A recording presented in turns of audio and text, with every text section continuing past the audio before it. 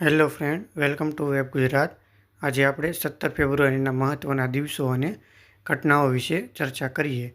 તો આજનો દિવસ આપણે જોઈએ તો ઇતિહાસ અને આધ્યાત્મિક દ્રષ્ટિએ અત્યંત મહત્ત્વનો છે.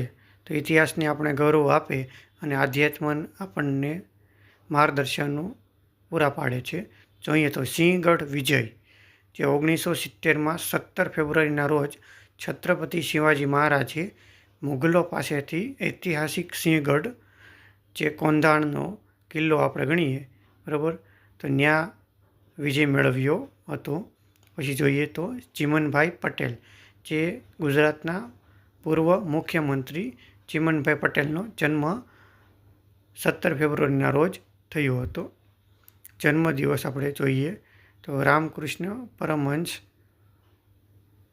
જે 1836માં આજના દિવસે મહાન સંત અને સ્વામી વિવેકાનંદના ગુરુ રામકૃષ્ણ પરમહંસનો જન્મ થયો હતો. તો સૂત્ર જોઈએ તો પરમહંસ રામકૃષ્ણનો જીવન માર્ગ અને શિવાજી મહારાજનો વિજય આપણે સફળતા અને સત્યના માર્ગ આગળ વધવા પ્રેરણા આપે છે. બરાબર. બીજું સૂત્ર જોઈએ તો આજનો દિવસ એ શૌર્ય અને સંસ્કૃતિ, આધ્યાત્મક અને પ્રેરણાનો અનોખો સંગમ દર્શાવે છે. આપણે જોઈએ તો સ્વામી વિવેકાનંદજી છે, આપણે એની વિશે ખ્યાલ હોય. તેમનો જન્મ આપણે જોઈએ તો 12 જાન્યુઆરી 1863માં કલકત્તામાં થયો હતો.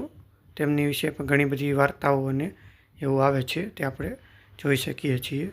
જો તમને આ વિડીયો ગમ્યો હોય તો લાઇક, શેર અને સબસ્ક્રાઈબ કરજો. જય હિન્દ, જય ભારત.